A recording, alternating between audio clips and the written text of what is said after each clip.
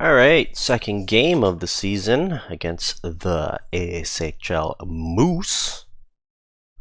Mike, in classic Mike fashion, hustling hard off the face-off. Almost gets a goal there with like only 10 seconds to start the period. And there was like a big save on the goal line. Alex could have came in, but couldn't quite get it. And we got a big kerfuffle down there together. Now it gets a little weird and wonky here. Once we kind of got the puck loose, our forwards are just backing out. Kind of strange. I guess Alex kind of stays in front of the net, and then Fionn decides to fall back quite a bit. I think at this point, once you see Mike has the puck and his back is turned, we should be kind of helping him out, either fanning out here to there.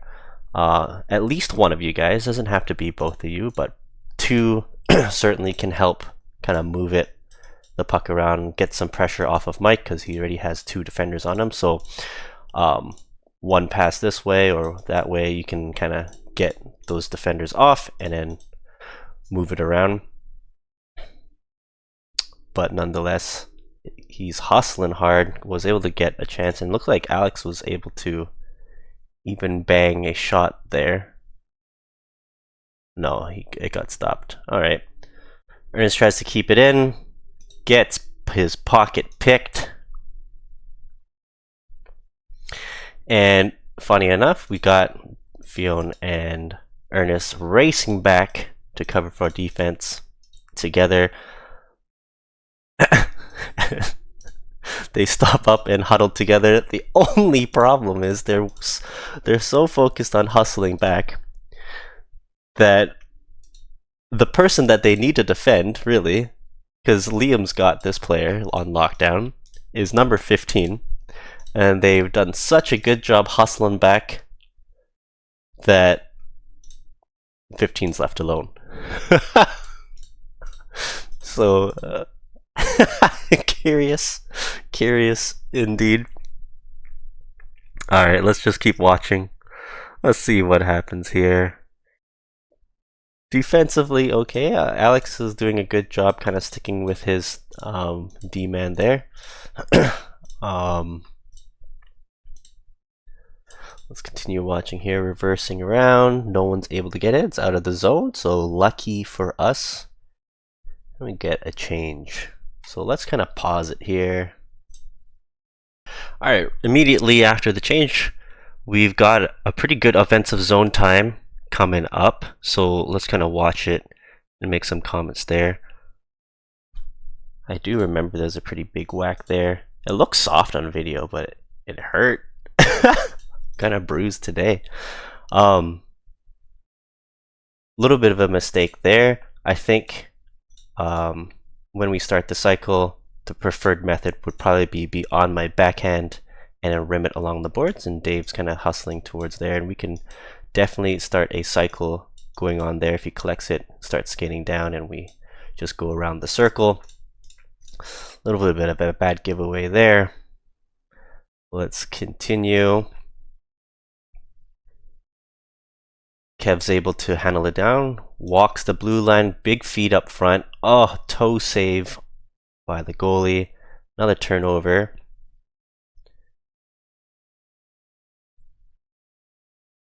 And yeah, I think one of the one comment here is Melissa's not used to how I guess the greenhorns would normally position, and that's just my personal preference, which we kind of briefly talked upon last week. Is you almost imagine cutting that ice in half and moving all the forwards over. So we would usually have one down here, kind of like I would say even like that corner all the way to about behind the net, and then another one somewhere along the half wall, and then the last one complete like would fill in somewhere around here. I call it the little magic spot, and if you don't know where that is, a good reference is just think about Pacioretty and where he scored that third goal in Game 6 in the playoffs for the Leafs. He was just kind of right at that edge of the circle, top of the circle. Why do I like it?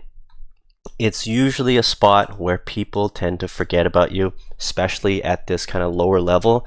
Maybe at a higher competitive level, it's not so easy to get there, but also it opens you up for a really good position to start cycling the puck around in either direction.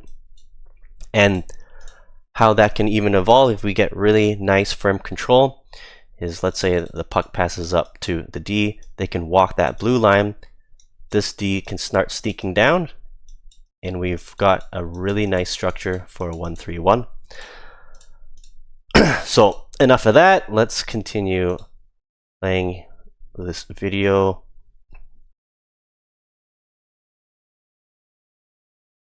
And right here again, if we had someone right in this little magic spot, they can probably sneak in, and you can see how this comes into a partial breakaway or a little mini semi breakaway, one-on-one on the goalie.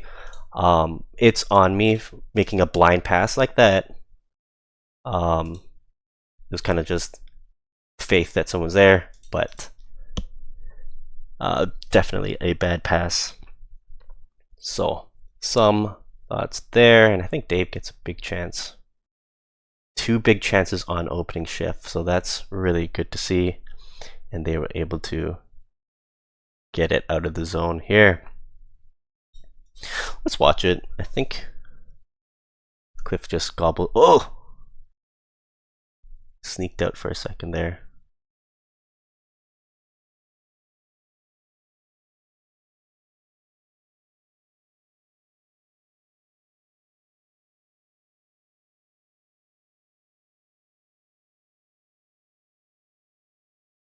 Uh-oh. Wait, hold on a second. Why do we have... There's so many red sweaters in front of the net. Oh no, Justin. I can see for, I guess, a moment you thought perhaps we got the puck and you're going for the breakout, but it wasn't clear possession quite yet. And then right here we've left 13 up in front. Pretty dangerous spot. Yeah. Eey. Luckily Cliff was able to gather up the rebound. Alright, third line. In this case, it was just Dave, Justin, Sarah. They were struggling to get in the zone. I kind of wanted to see why. So that should have been clean. Little lead pass to Dave would be perfect. Gets it right in the skates. That's unfortunate. I can't tell if that was maybe perhaps trying to get it behind him to Sarah. That's tough. Now, one of the things we can also consider, now that we have a lot of faster skaters on the team, is once you get that puck in, if you see, like, Sarah's absolutely ripping down the zone right here. If you do a hard rim, just absolutely whack it across the boards down in the zone, and she's coming in there with a lot of speed, she could likely just skate into it, pick it up. So it's going to be hard rimming around, and she can pick it up, and then these guys are all pretty flat-footed. That's something we could probably consider in the future. But let's continue. So that's kind of one failed zone entry or a breakout. Ernest does a good job killing the play. Reversing it back around. Gets it up to Dave. He's coming up with speed. Broken play, unfortunate. But Sarah picks it up. Justin get... Okay, that was weird. Gets it up to... Why don't you just... What was that? There's nobody on you. Can't you... What? Can't you take it in the zone at least? Why? Why? Why? Whatever, it works out.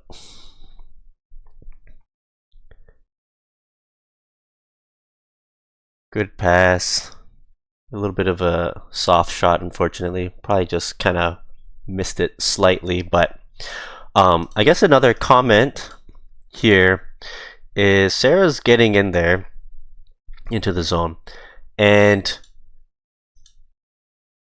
yeah, I'm not sure if perhaps we were too focused in getting in front of the net instead of kind of helping her. I don't know.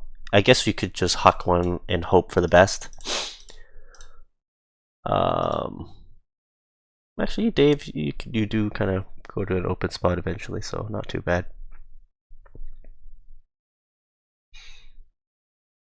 And then out. So that's our first and only entry. Yeah, I think it may be a sake of there wasn't really any glaringly big problems. Maybe Justin should probably skate it in more.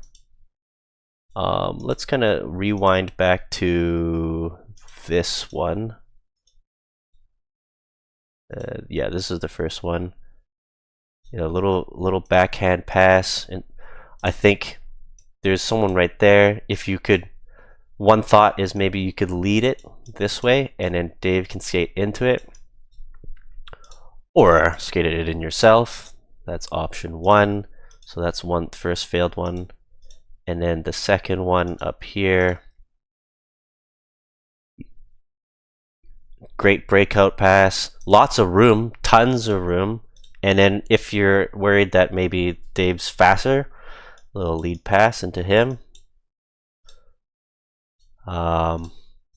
That's another option. So that's failed number 2. Number 3, just couldn't quite get a handle on it, got poke checked. That's not a big deal. This one was strange. You finally get it in, but again, lots of room, no pressure. I think skate it into the zone first, and then you'll get a nice clean pass option. So a couple thoughts there. I think we improve upon it later in the game anyway. So it's going in the zone. Mike absolutely battling hard with number 3. Is that the older gentleman? And then of course Alex with his patented, at this point, infamous Alex pass, which is the head level in can't keep the puck along the ice, gotta get it at people's heads. Holy shit. I'll call it the face level rainbow pass.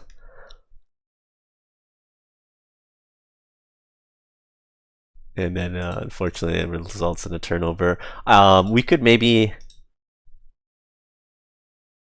say that Justin has backed up a little bit too early, and he could have put a bit of pressure on, but you know, that's certainly nitpicking here. Notice a small little defensive mistake here, which is kind of a mirror of what Justin did, was leaving their defender out open. So let's do a little rewind right here. Little bit of a rewind. So hustling here, Melissa, there's 15 that went in. And we did a switch off, which is fine. So you can see their defenseman came in and someone came in to fill in that spot. So at this point, we see her switch off with, I assume that's Liam. So he'll take over and then she can peel off and cover the D. And then net front, probably 13 as a center. I will take that. And then Ernest could cover this player. He doesn't have to be up in their face because they're behind the goal line, but can kind of guard, basically guarding that far side post. And so Dave should be covering 14 in some capacity, except he kind of goes down and starts putting pressure on this player, which eventually opens up this, and thus we have this problem. Uh-oh.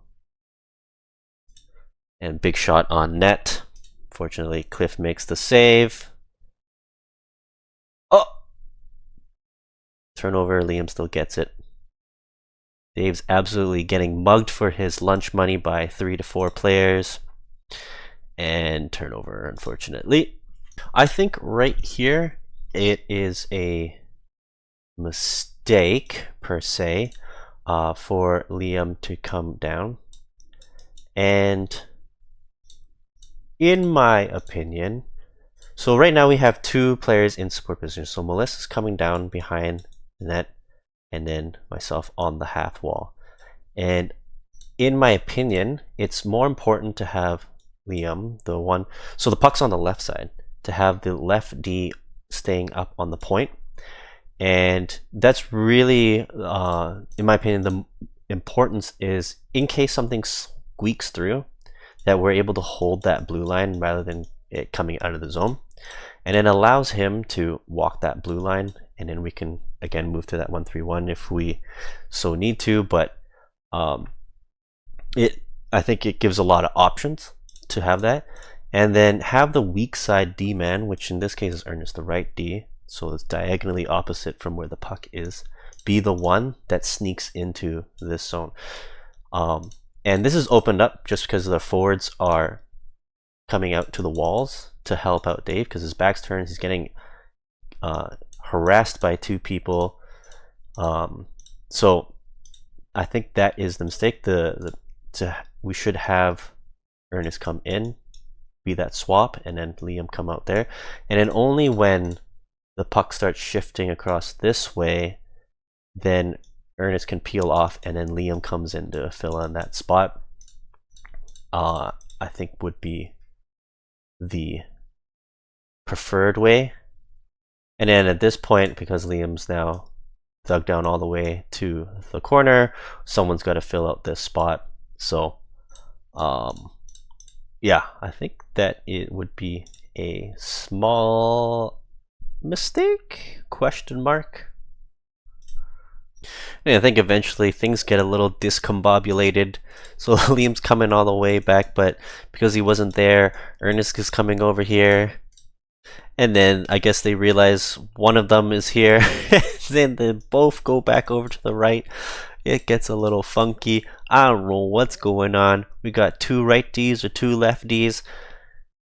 And Liam goes over there, Ernest goes over there, and then the puck comes over here, and nobody's over here. What's going on? Things are wild.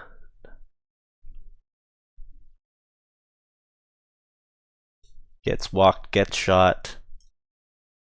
And luckily it hits the netting. I think Cliff made the save on that. Yo, this is, look at the mad hustle on Sarah. Oh my god, goes on her knees, comes flying in to knock it out of the zone. Big difference here on this lead pass. Excellent pass to Dave. Great chance right there, but I think I was roasting him for the kind of bad breakouts, and I think a lot of it is him not moving his feet. He's got no speed. Justin's got no speed coming up the zone, and so I think the moment you start skating, it automatically causes players to back up and respect like a 2-on-X situation, like multiple players. The other Justin zooming in with insane speed. And because of that, rather than just kind of staying there like you had concrete in your skates, they're forced to back up a little bit, and then that gives you just enough space to do these lead passes. And then I think that's kind of a difference maker right there. You know how I was talking about walking the blue line? This is exactly it. So the puck is on the left side. We want somewhere the defenseman to be here, and then now it opens up. If they gather it, they could choose to pass it down, they could choose to skate it down, they could choose to shoot it, they can choose to walk the blue line. Now if they walk the blue line, this D-man who was here now can start opening up, and then as they continue, they're going to move down And then this player can choose to come up a little bit. And you're going to almost use the opposite D-man as the gauge. So if they're here, we would likely want to stay here. And everything moves across. So you're almost kind of directly across from each other rather than kind of squeaking down lower. And that kind of opens up a big seam pass across for one-timers if we really want to. And then this player will squeak towards first kind of the high slot if they want to do a tip shot, and then eventually shifting across to wherever the puck is, biasing on like the magic spot. We can even call it default is the edge of the circle on either side. So if the puck moves to the right, they just come up here in that little bumper position. And then the last one, depending on where the puck is, if the puck goes to the half wall, I like the corner or even the side of the net. So if they pass down, you can swing it around and bang it in. Or as it moves up to the blue line, you just come in front of the net for a tip shot, so you get a double tip opportunity right on the high slot, one down low. And so how it actually unfolds quite nicely. We cut across, this D-man starts sneaking down, and I think Sarah, if she was up here marking down, and as we move down together, it kind of opens up, and you want to kind of compress together. So almost moving in this fashion. And then if Dave comes up to here, little seam pass, you can open up to shoot, and then Justin can sneak out in front for the crease. So it kind of unfolds. You see that beautiful 1-3-1. The only problem, in my opinion, is that everyone crashes the crease. Which on one hand, it's not a big, it can work. We get a lot of bodies in front of net to just bang home rebounds. But I think the problem is we let up on other opportunities. So if you have one person in front of the net and then one person staying up high, so like right here, you can see how a little bit of a drop pass, not really a drop, but a short little pass from Kevin to Dave could definitely work. Or if Sarah was slowly like coming down, and you can see how this has opened up, this can seam up for a one-timer opportunity. And then once the shot gets directed towards the net, everyone starts crashing the crease and then banging home the rebounds, rather than having everyone collapse onto it right away. So we can have multiple looks, rather than if we have everybody there, there's only one opportunity, and that is Kevin has to huck it at the net or force a pass through, and that's the only play that's left. Versus if we have a couple players here and here, we get pass option number 1, pass option number 2, shot, pass option number 3, and another shot. So a couple thoughts there, but this, on the other hand, if we just reverse it, perfect example of the D walking the blue line and then opening up, boom, kind of a 1-3-1, how it all kind of unfolds.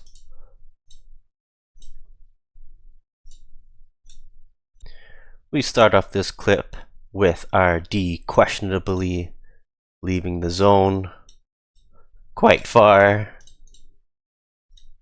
I guess the argument was, I mean, it was opening up. We had Sarah in the middle of the ice with the puck. It just looked it hit somebody's leg. So I thought that was pretty funny. But more importantly, we get a puck bumped out to the corner. Big saucer pass coming up here. Pew! Absolute rocket. David cuts to the middle, snipes it for our first goal of the game. Pretty nice goal. Very easy zone entry. They just let him walk in with no, like, absolutely uncontested. I think we talked about it last week or 2 weeks ago briefly about preferably what we want as D is controlling that gap 1 to 2 stick lengths in front of this player, and then if possible put a little bit of pressure on that blue line, but trying not to come to a standstill. So if you can poke check and still continue skating backwards, just to force them to make a move at that blue line, oftentimes you can get them to get offside. But the last thing we want to do is skate back too far, so they can just skate in completely uncontested, and they face the punishment of absolutely getting sniped on. Zero pressure on Dave, and he makes them pay. So right after Dave's goal, we got Mike hustling, gathers up a loose puck at the blue line, beats through 2 defenders, takes it across, backhand shovels it in, flies into the boards, and then just for good measure, Alex comes and bangs home the rebound just in case it wasn't a goal. And we were coining it a classic Mike goal on the bench. Just pure hustle completed with a stumble into the boards. And so we're up 2-0. Perhaps another questionable breakout where our lefty completely leaves the zone off to Narnia. He's way outside the zone already, even before our winger and our center. I think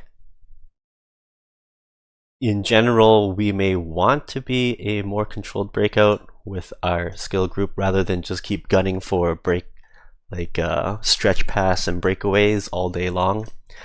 But even so, with these stretch passes, the big challenge is getting through a defender picking it off. In this case, it is a turnover. And then the other problem is now we don't have our all-star defenseman in the zone as a lefty, and it gets a little discombobulated. Luckily for us, they turn it over to Justin as he's coming back, and so we are safely out of trouble. So we got some spaghetti-o plays coming up right here. Gathers it up, seems like a nothing play, takes it behind the net, but then oh my god, big turnover in the slot, big rebound chance. So that got a little scary. Another shot, big rebound, another shot. Oh my god, what's going on here, guys? Do we get a clean breakout? Alright, let's do a little rewind here. What could we have done better? Obviously something has gone awry in the middle here. We got 5 against 2. Bingo, bango, bongos in the middle, looks like. Let's rewind back. They're coming up. Oh, Dave tries to do a stick lift, knocked down. Pucks flying everywhere, bodies flying everywhere, and they're able to get in. And then we can see our defensemen are way back, just kind of like similar to how Dave scored his goal. Gave a lot of room, so they get a free zone entry in a shot on net. And at this point, we would probably, I think, typically want to see wingers out wide, a little centerman down here. So even if Justin loses the puck there, right, we should expect the centerman to be kind of low and able to pick it up, right? And he's definitely far too, like, he's up the play and therefore going to be late to react. And then a shot, and then now we're scrambling. From here, again, we'd probably want to see either the defenseman or the centerman come into the corner, and then the centerman either picks up this one or the defenseman, depends on who comes to the corner. Justin should have been on number 3, and then the other Justin probably on this player. And so nobody's really there. And then we get a couple chances there. Little sketchy. And this I don't mind because Fiona is the weak side winger. So puck is on the right hand side. She's the left wing. So if she sees a room to sneak up ahead, totally go for it. And then the other two would probably be the responsible individuals for short breakout passes. And then the weak side winger opens up for the seams for stretch passes if they want to. Just kind of give and take what is given to you. In this case, it didn't quite work out. It looks like it bounced off someone's stick, but that part is fine. Alright, but I thought this sequence was pretty hilarious. We go for a stretch pass to Fee. Didn't quite work out.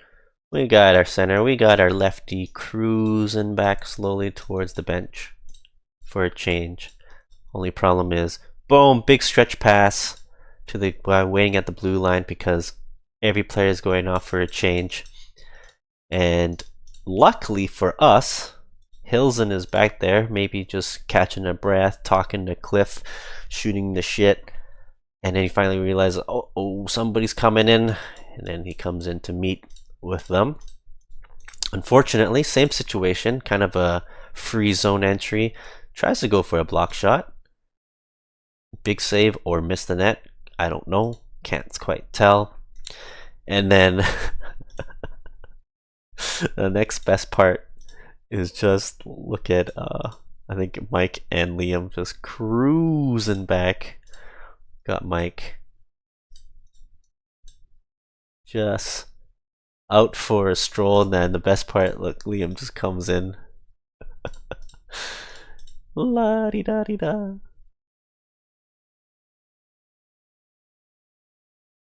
But then goes out for the hustle afterwards on the attack. Oh no, what happened? Misses the pass and then causes him to slip on a banana peel. Oh man, that's the first banana peel that I caught this game so far. Shot by Fionn. Is there any other exciting things that happen here? I guess one thing to note is Liam went on the rush on that attack when Kevin went up. So both our D went on the rush. And it'd probably be important for one of our wingers to kind of hang back and cover to some degree. I guess in this case, Fiona is hanging back a little bit. And then until they kind of drop back, then we go back onto the attack. Would be the conservative way of playing. And we are up 2-0, so I think that's the safe way to go. I think we were all kind of giggling at this one as well. Excellent pass, perfectly in the slot. Fiona can gather it up, skate it in and shoot it herself. I don't know. Lots of choices. Decides to bonk it back to Mike, who has already scored, and therefore he is not allowed to score again. Unfortunately, also misses the pass, but Fiona, why didn't you try to shoot it? We got another classic greenhorns with the double stack. 1, 2. So you're guaranteed to not miss. If you miss one, you can get the second one. But in classic greenhorns fashion, you miss one, you miss two. Perhaps the third one is going to be able to get it. Ernest gathers it up, shoots it, a little bit of a rainbow shot. And in classic Ernest fashion, after he shoots it, he watches it and continues skating all the way to the corner.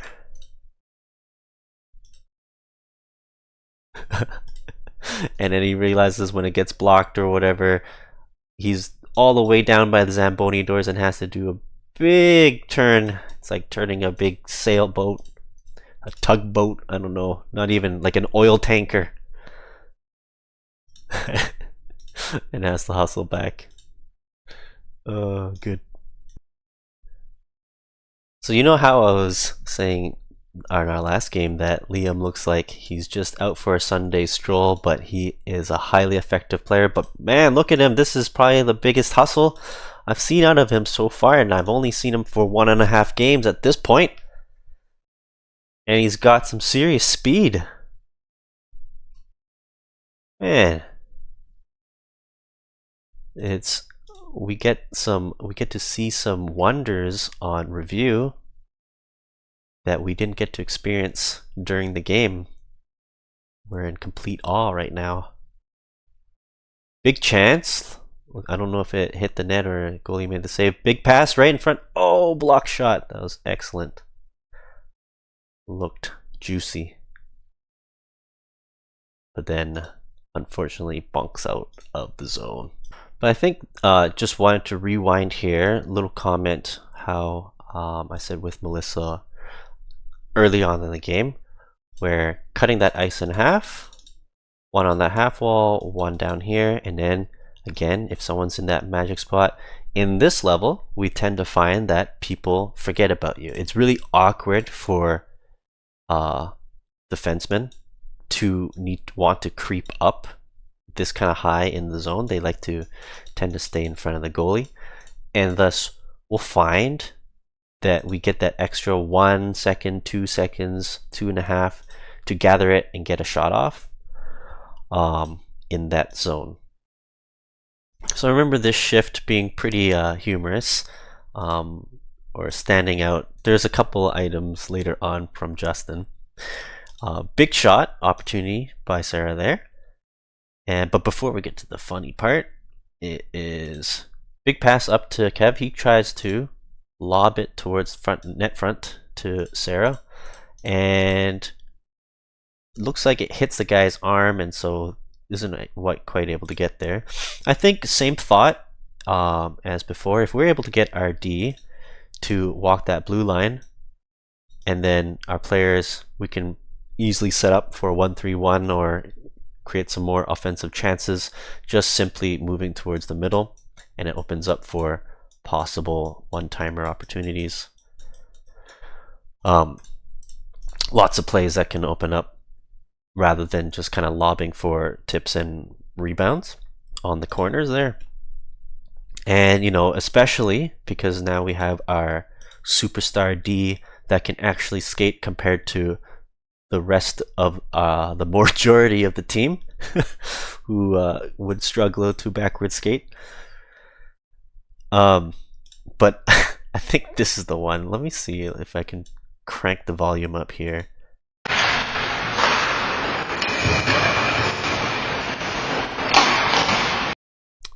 No, I don't think I can hear it, but I'm pretty sure this is the play where Justin's like screaming to the other Justin, "Shoot it!" And it's like this insanely sharp angle shot. And we see two players in front of the net.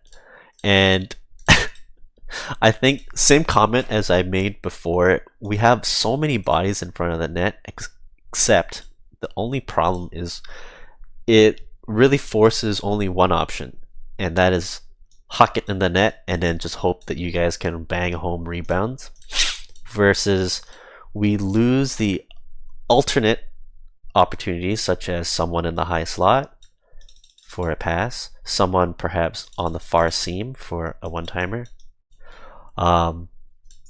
And yeah, I think it's just kind of a lost opportunity there rather than just sticking a bunch of bodies in front of the net. So it becomes kind of one-dimensional. Again, same thing here.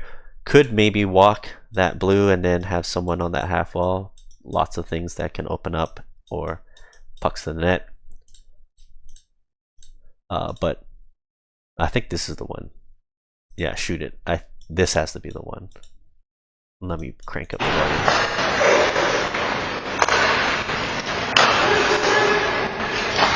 Yeah, that's the one. Shoot it, shoot it. And it's like this crazy sharp angle shot,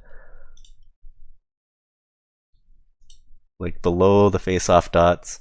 And here, I think this structure is a lot better. Way, way, way, way better.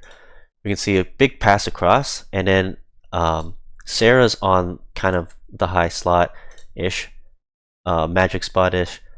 Very good spot to open up for a pass there. And then same with Dave. I think, again, like I said, if you can use Justin as that kind of marker of how far to come along the ice. So let's rewind a little bit, just a smidge here. So that pass there, if we draw that line across, if Dave, you start off here, and then you move down together with Justin, at some point, like a big cross seam pass is going to open up. Like we're still kind of okay right here. Big pass opportunity right here for a one-timer. Obviously, he can't score right now, but you know that could definitely open up for cross seam, bump out to Sarah, and then a shot cross, or pass down to Justin. Lots of kind of options here. Much better than if we had, in my opinion, everybody in front of the net. Then it's kind of, we become one-dimensional rather than multi-dimensional. So, but I thought that was pretty funny. Shoot it, shoot it, shoot it, and then it bounces off to the corner. Yeah, same thing here. You know, it bounced off in the corner, and they rim it around. Gets stopped on the half wall, but again, pretty one-dimensional. I don't really like it. Having one maybe in front of the net or on the back door is fine, but now you can kind of see how the problem is. We have 1, 2, 3. Really, it's just, this is now forming into as if it were just one player with 3 sticks and 6 arms, rather than having 3 distinctly different players through like maybe one person here, one person here, and one person here. Then we can kind of move pucks around. Lots of options versus really here it's one option and then maybe a pass across the seam. Yeah, so kind of the thing still stands there, and then unfortunately couldn't quite settle it, the puck there. Tries to dangle, nope, couldn't quite do it. This was an awesome stretch pass. The camera kind of fans a little. So Fiona just hopped on the ice with the change, and she was cutting across, and a nice slow pass, boop, carries it. She had a pretty decent lead, but eventually she slowed down quite a bit from about here to here, and allowed number 16 to catch up to her. Unfortunately, because of that, stick lift, and then she couldn't quite get the chance off, but pretty cool. Puck comes out to Liam. He's coming in. He's got the moves. Boom! Big mohawk right there. Fancy stop with the heel lift. Oh my goodness. We were roasting him for going out on a Sunday stroll, but he's got some moves. We saw him hustling before. Review has absolutely shed a new light on this man. What other mysteries will we unsolve next week? Big sauce pass diagonally to Alex from Liam, and here I think kind of same situation. Liam's going in for the attack, and we cut that ice in half. Puck is on the right hand side. We want to see the D kind of being responsible, holding that boards and the blue line, just in case anything kind of squeaks out, since the concentration of play is on this side. So we want to be able to move the puck back and forth, and then if that comes up, Ernest can kind of walk the blue line or skate it in. You know, it's kind of give and take whatever is given to you. And then in this case, I think preferably it would have been Fionn comes in to sneak into that magic spot, and then Liam is creeping in that back door, so things open up like that way. But in this case, if Fee's already on that back door, I think Liam, you've got a big opportunity right here to sneak into that magic spot, and then boom, we get a shot opportunity right there.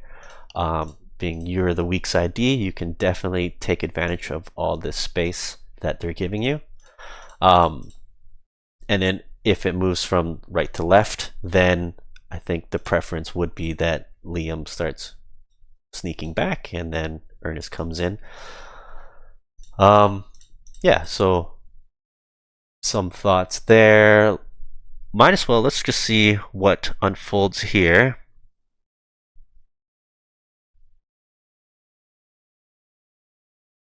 Good zone pressure, I think, right here. Maybe a little bit of help along the boards for Mike, because he's getting mugged once again. Constant theme for, oh my god, he's got 5. Oh! Oh, big chance. Could have maybe snuck it. Good, I mean, good chance. We got a shot off right there. But yeah, some thoughts for whoever the weak side D can be kind of more offensively inclined for sure. Just kind of read off what they're giving you. I think this play right here is a really important tip for checkers in general. Is just take a note of how Melissa attacks this player. A lot of us will go straight towards the target, and one of the things she does is kind of comes in an outward path and then cuts in like this. And what that kind of, you're almost surfing a wave. So like the wave's coming this way and then you're coming to ride that wave. And the kind of importance of this is if there's good back pressure by Dave, this is kind of going to prevent him from wanting to sneak up this way. And also because, so if his pathway is like this and then Melissa starts out like this and then comes in, and naturally it's kind of scary to cut back across like that because then you're probably going to run into a body. So naturally he's going to want to protect that puck on the outside. He's right-handed, and then come out this way. And then she's putting in that pressure going that way. And what's important is we're driving them, again, we're cutting that ice in half. If we can cut them and force them to go towards the boards on one side of the ice rather than cutting through the middle, then if they cut through the middle, you know, fucking shit goes out the window. The forecheck's gonna, it's lost. It's really hard to defend like that. You just have to fall back. But if you're able to force them to the side, then it becomes more predictable to read. So he's coming out this way, and now we can kind of read that body language, and it's now easier to pick the puck off of them, and then we can go back on the attack. So I think that it made life so much easier for myself to read, to attack this guy, just simply by forcing him on the side. Now if he was able to cut back across the middle like this, it's kind of game over. Would have to fall back on defense. We won't have that kind of forecheck pressure. So again, like things we can think about is if we can always force a puck carrier onto one side and put him a lot of pressure, usually we can close them off into the boards through just riding the, like we're riding the wave again, we're surfing again. So in this case, he's coming this way, we're just going to be riding that wave, and then eventually we can intercept them. And so I thought that was kind of important to show. Right after that, I came in to shoot it, and I did like looked in the sky, did a head tilt. I remember I heard Kevin say, he's like, "Oh, that's a good shot. Oh, that's okay." The only reason why I was rattled was I saw a really big opening on his short side, huge, like fucking gaping hole on his right shoulder. Except I can't aim, and I shot it right into his chest.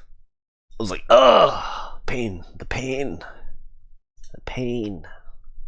And here is a perfect example of a failed forecheck. So you know how I said if they're able to cut to middle, shit goes out the window, we can just forget about it and just go back on defense? And that's exactly what happened.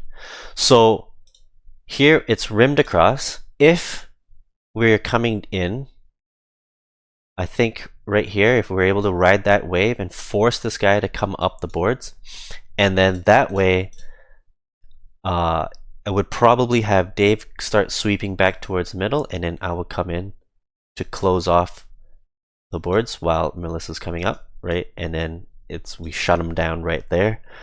However, the problem is we come in the other way, and then he's able to cut into the middle, and then I'm not angling properly, so coming across like this, and it kind of allows him to cut to the middle one more time, and then now we're in trouble. So now it's just we got to go back and play defense. Fortunately for us, it looks like he screws up the pass big time, and then it's an icing for us. So lucky But yeah, you know, same shift, example of excellent forecheck and an example of not so good execution. So I thought this was pretty funny. A puck comes out, Hilsen's coming to recover the puck. Normally, we would probably expect his D partner to be, if you draw a line, he'll be kind of across and slightly behind. And so that would open up a D to D pass, little reset, and then we were off to the races back on the attack. So you see a little head scan. Hey, where's my D partner? Nowhere to be found. So let's do a turn around. He's getting hounded right here. So we see our right winger. We see our center. We see our left winger. But where is our left D? There he is. We found him. So Hilsden absolutely left out on Lonely Island on the reset here.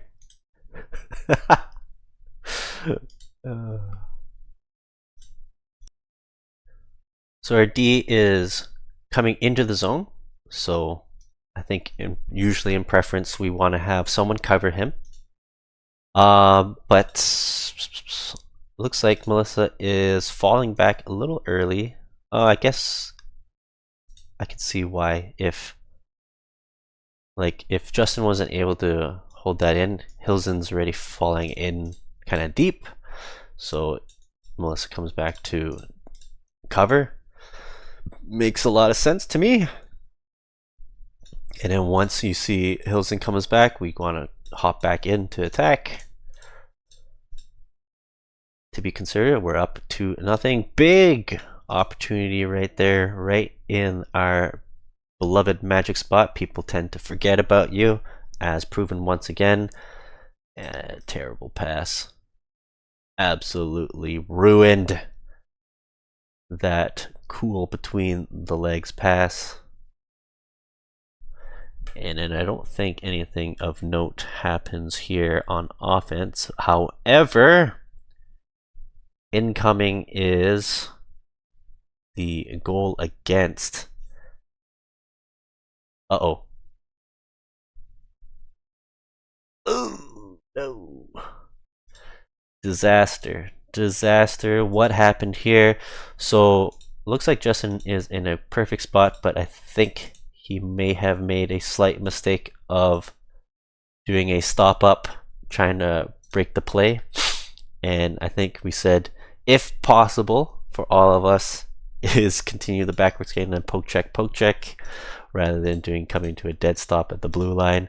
And then part 2 is our other D-man looking like he's completely out of gas, looking down. He's like, oh man, Justin, what have you done? Just absolute defeated body language right here. Comes in, dangles the crap out of Cliff. Let's do a little rewind one more time. And this time just focus on Hilsden.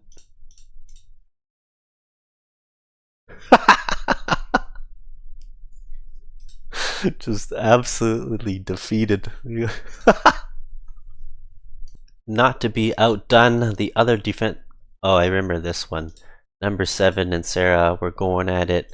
Looked like Sarah was getting roughed up during this game. But the best part was, like I said, our defensive D partner, number 2, Liam and Ernest, not to be outdone by the other pair. As you can see, this is never really a good sign when you see 2 red sweaters behind both of our D-men. We got a 2-0 situation on Cliff. Luckily, he makes a big save, able to gather the rebound, but that looked pretty suspicious. Could have been a tie game just right there, but luckily we're still up 2-1. Our defensive face-off draw, again, I think in preference, usually we want to have our wingers come straight up to take the point. Now, at this point, in this instant, looks like Justin got held up and Sarah is attacking the point really quickly. So a lot of hustle out of her. Holy shit, looks like we're talked about Alex aiming for heads. This guy's aiming for heads on the shot. Look at the hustle. Holy smokes, coming in with speed.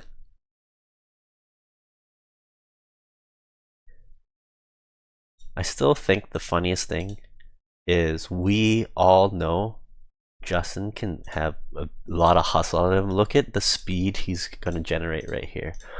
Gonna pump in those legs. Holy smokes, he's coming in. It's off the screen just how fast he was. But we'll see so many times you get the puck, but you don't skate, Justin. Why? Why? I'm going to hammer you all summer for this. So we got number 3, that big head hunter with his shots. Big heavy shot coming up. Oh, what a block shot. Hopefully it hit you right in the padding and you're not bruised up the next day.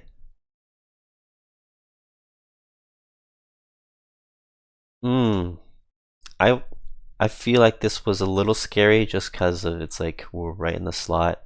But I get it, you know, get it up to Sarah. Fine.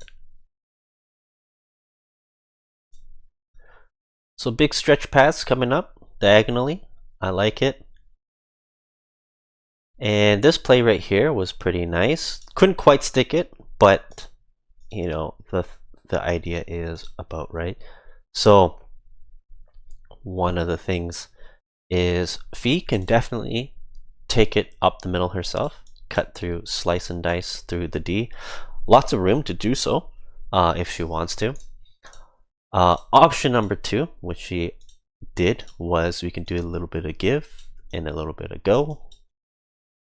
And in this case, that's what she did. So give, little go, and it's really achieving the same thing. So rather than taking it in herself, right?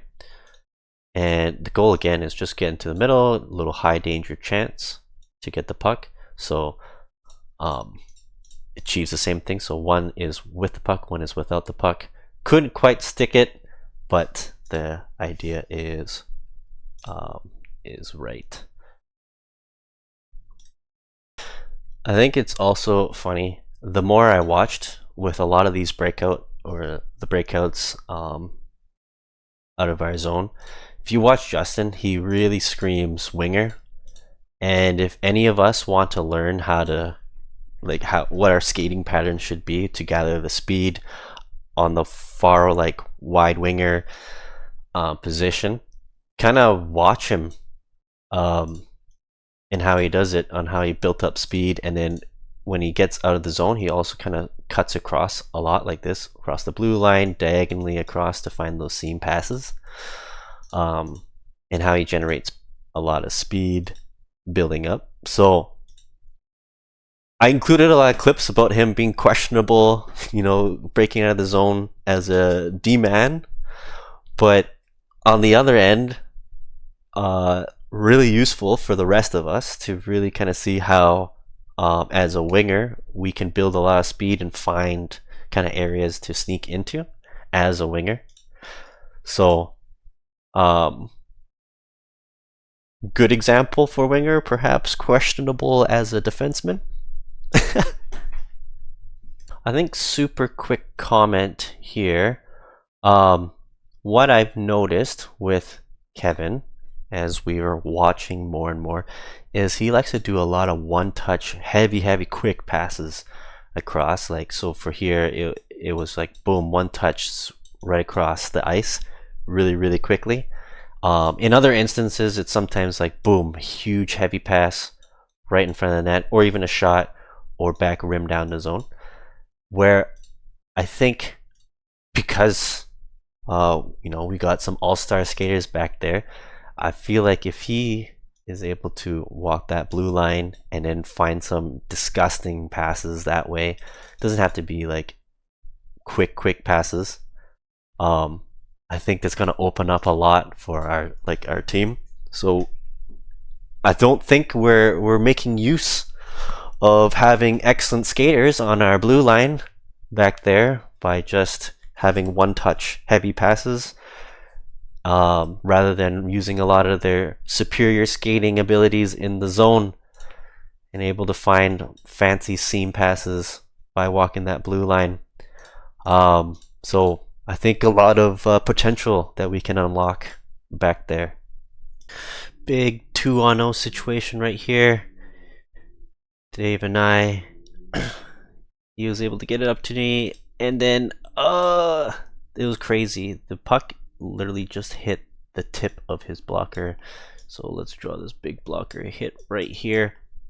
Couldn't believe he made the save. It was pretty crazy. After that, we were talking about how jelly our legs were. I think Dave was saying his legs were completely jelly even before this. So we were suffering. Boom, big save.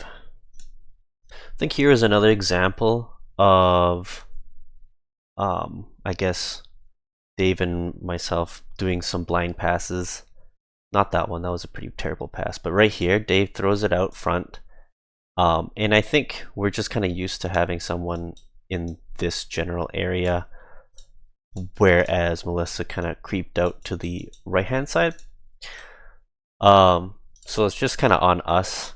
We're throwing blind passes, but we should probably be breaking that bad habit there.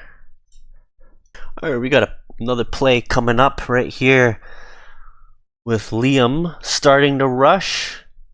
Skates it up. Easy, simple breakout pass to Dave, and then one touch over cross. Nice soft hands. And a goal. Goal by Justin. So excellent movement there. Liam's got a good vision out there, and I think this little simple pass like that is just perfect. Clean breakout.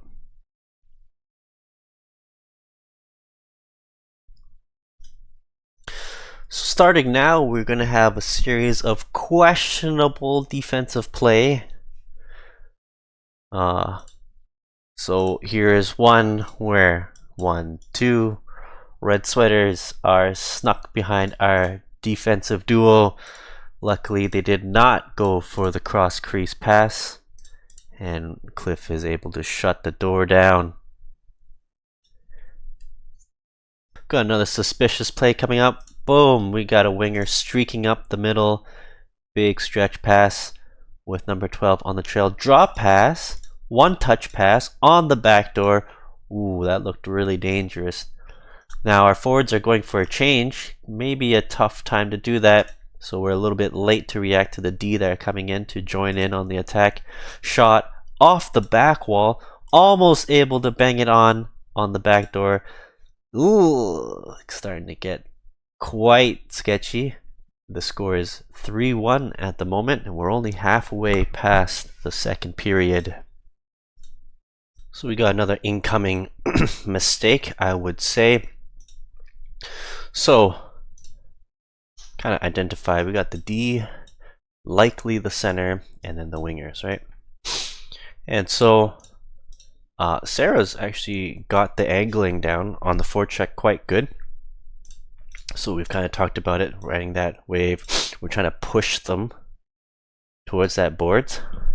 And then I think ideally, if we have like a center and a winger swinging along with them, then we can kind of eventually close them off on the boards. And then the D's job is trying to, we're going to be containing these wingers. So the conservative way is just being 1 to 2 stick lengths, spacing out like this, and then the ultra aggressive way is cutting in front to try to pick off that pass. So in this case, bounced off, and we're in trouble now. So we're ahead of them, and then not only that, because Liam is also behind this winger, we got ourselves a 2-0 situation developing right here. We are in trouble. So another opportunity for the other team to do a cross crease pass. They decided not to, and Cliff was able to make the save. So got lucky once again. Oh no! Oh, I didn't even realize this is when they scored. So what happened here? Cliff makes a save, pucks are bouncing everywhere, and eventually it kind of comes up, hits Ernest's skate. The guy just hucks it towards the net, bounces off this person's skate. Bounce, bounce, and then, oh my gosh, that's terrible. That's the worst. So, throws it up the boards. Ernest just decided to zoom out of the zone. That might be a questionable decision to begin with, but as far as this goal goes, unlucky bounce back, throws it towards it. It's like bounce, bounce, bounce, bounce, bounce, bounce.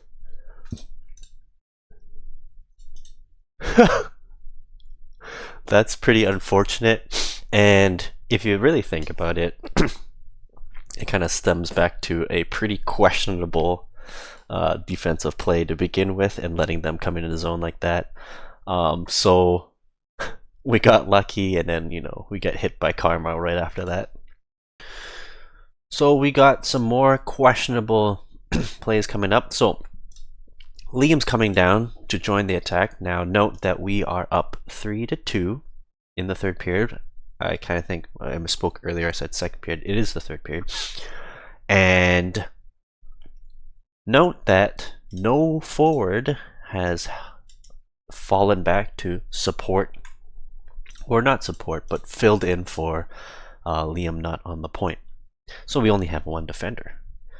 And so we have a turnover, 3-on-1/3-on-2 situation coming up. Big shot, pretty questionable. With what, we got 4 minutes left to go in the third, and we've had like 3-4 questionable collapses going on right now. All right, Alex, I'm gonna have to give you shit for this. What is that? Puck comes up, settles it down.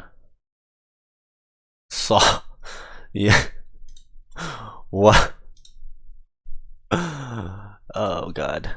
Alright, so we got a fairly depressing sequence coming up. Big sauce pass, knocks it down. That's unfortunate. And then they dump it in. And so Kev is able to settle it down. Comes on a crazy one-man effort to go on the rush. Tries to do a solo effort, deke dangle, backhand, possible shot, but couldn't quite get a handle on it. Chips it back, and nobody's there to bury it. And so now they're going on the attack. And we should be safe, right? We got 2 people back, kind of fill in for it. I think another small mistake there where Justin's now on a standstill, right? And he's able to go around him. That's not a problem. So when we see that, one player, so it could be the right D, it could be the center, anyone, we're basically a little trifecta going on right here as 2D and a center. Come in, and then we just swap off. It's not a problem, big deal. So one of the D picks off one player, the other D picks off another player, and we'll be fine and dandy, right? Keep them on the outside. Now the problem is, so we swap off like that, as long as I think Hilton picks up 13, Justin picks up number 6, or vice versa. Could be, let's do a little rewind here from here, and as long as, yeah, this way, or this way, this way, or this way, we'll be fine. And unfortunately, put a little pressure there, but we got 2 players with body positioning in front of Hilsden, and then Justin is also kind of off to the side. We got a little bit of trouble brewing. Oop, into the net. I think number 13 is the one that tapped it in. And I remember Cliff is like, oh man, fuck. And now we are tie game 3-3. Pretty depressing sequence right there. Alright, so we got our last little bit of sequence coming up. Tie game 3-3. Justin falls down. We got our first Tumblebee banana peel of the game. So surprisingly, not a lot. Anyways, little pass back and forth. We're playing really conservative here. On one hand, understandable, we're tied 3-3, but how do we crank up our offense a bit? Let's dial it up a little bit here. Maybe, I guess one hand, we could have put swap out Dave and Justin for players that could score. I don't know. That's one thought because we're tied and they can't score. But nonetheless, our positioning, this is crazy passive, way too passive, even for typical 5-on-5 hockey. Oh, whoa! The big boom, holy smokes, look at this big booming hit. Boom, holy smokes. Holy shit. Oh my god, I gotta watch that one more time. I can't even talk shit about the positioning until I finish watching this. Alright, enough of that. Let's go back to this. So, boom, puck's on the left side of the ice. Cut the ice in half. First number thing. Boom, boom, boom, boom, boom, boom, boom. Cut the ice in half. Immediately, I would probably say, Ernest, come over here, and then Dave can fill up this spot. Kind of up to Justin to look and identify as well. So, if you see Liam down there, that's fine. It looks like you're coming for a spot. You should also check to your left. Is anyone else covering that? If that's the case, then stay down in this magic spot. Now, if we see Justin coming up, Dave should be coming down. So couple things, right? Or Ernest comes down. So that's the first thing. We can cut that ice in half. And then if we're having really, really firm control, be a little bit more aggressive. Dave can probably come down there and have just one person up at the point, at the bumper, and then we get that 1-3-1. It's fine. We can be way more aggressive that way. And right now it looks like we are kind of fighting for positioning. So if you just standardize that to having the typical 2 on the blue line, then it's fine. And then you move that towards a 1-3-1 eventually, or some sort of umbrella positioning. So there's a big hit right there, and then now everyone's starting to come down here. Right here is now where we can fan out. Ernest can start moving out to the middle into this area. Dave can stay out, hang out right there, and then Liam can fan out to the left side, one in the bumper and then one in front of the net, and we can get a good opportunity right there. Let's see what happens. Yeah, decent shot, just I think taken out from way too far out. A lot of room for you to work with, especially, and I think my big argument is how we're not taking advantage of skating towards the middle. So we got lots of room to work with here. So let's kind of just draw all the space that Ernest could take. Yeah, we could say he's right-handed on the right-hand side. Walking that blue line can be a little bit tough because I think typically we'll be force skating and then pivoting backwards. For all us plebs that are not able to skate as well as our all-stars, but nonetheless, I think what he could do instead is once he gets that puck, instead of walking the blue line, you could definitely just skate forward like this towards the middle and then take a shot somewhere in this area, and it'll be way more deadly, and I think you have a big opportunity to score a goal that way for Ernest rather than taking out there. No one's really ready to bang any rebounds at that point, so maybe a little bit more patience. Then that was a decent play, a little bump out to Sarah for her to bang it in. So yeah, I think at that instance right here, this is just way too conservative, crazy. And then we get it out, putting pressure. Looks like kind of sketchy, the person on the left hand side there, but Is that also the big ping? Oh, that was so scary. And this also kind of stems with Liam's putting pressure on him, right? But bit conservative, but also we can say argue it's not because of number 12. It's kind of scary. Ernest needs to kind of be ready to respect that player. Yeah, I don't know. I think we need a little bit more hustle for the back check here, especially we got no time left. A little bit more speed out of Justin. Maybe a little bit more speed out of Dave. And then given that we have what? 30 seconds left? No, not even 14 seconds left. You gotta put everything, all your gas tank, empty it. Gas is cheap. But we survived, got a little scary there, and then chip out and tie a game. So some questionable plays defensively at the end there result in a tie. Perhaps it works to our benefit so we don't get bumped up. But yeah, nonetheless, I think it was a fun game.